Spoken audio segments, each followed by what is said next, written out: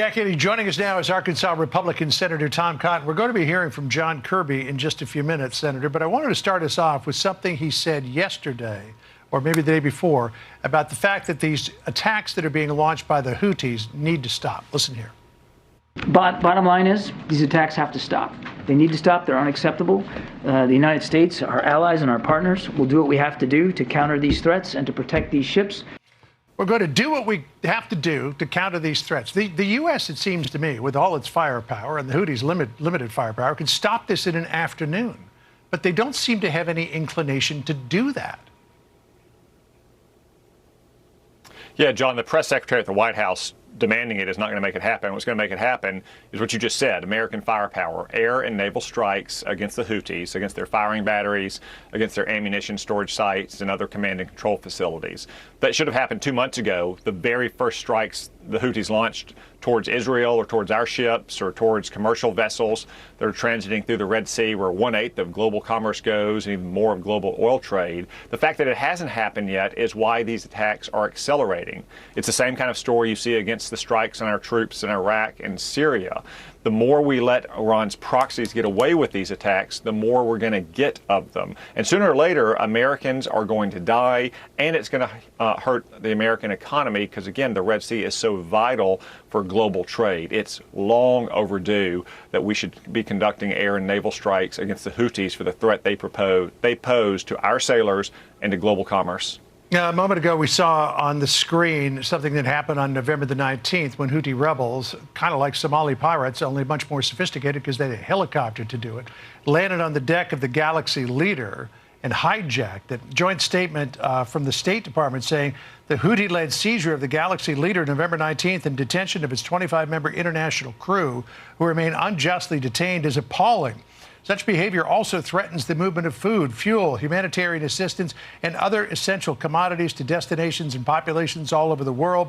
There is no justification for these attacks. In that statement, there's a lot of tisking, but nothing that would constitute an actual response or some kind of deterrent.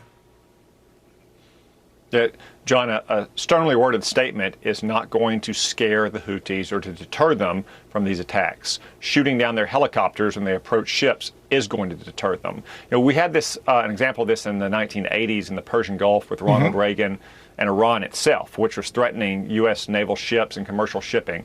Ronald Reagan finally sank half of their Navy and blew up lots of their oil platforms. And what happened?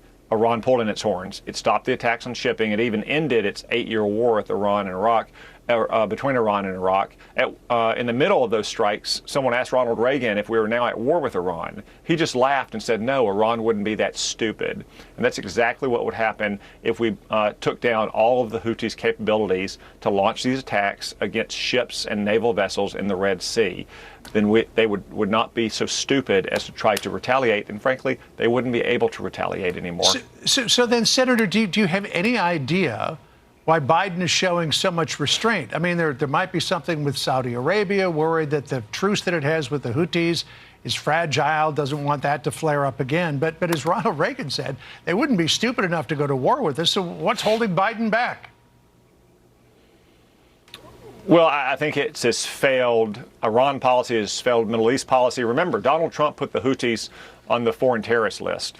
Joe Biden, in one of his first actions in office, removed them from that list. It would be an indictment of that decision, just like it's an indictment of the Iran policy. I mean, where did Houthis, a bunch of goat herders in the mountains of Yemen, get land attack cruise missiles? They got them or their components from Iran. This is an indictment of his Iran policy. And again, it's just what you see with the strikes on our troops in Iraq and Syria, or frankly, what you've seen in Ukraine for 2 years.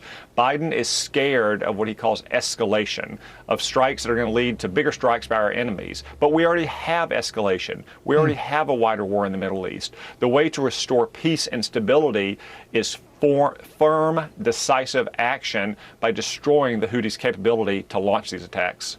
Well, we'll see if this comes up at the White House briefing just minutes ahead. Tom Cotton, Senator from the great state of Arkansas. If we don't see you, Merry Christmas. Thank you, John. Merry Christmas to you and all your viewers. All right. See you again soon. Thanks. Jackie.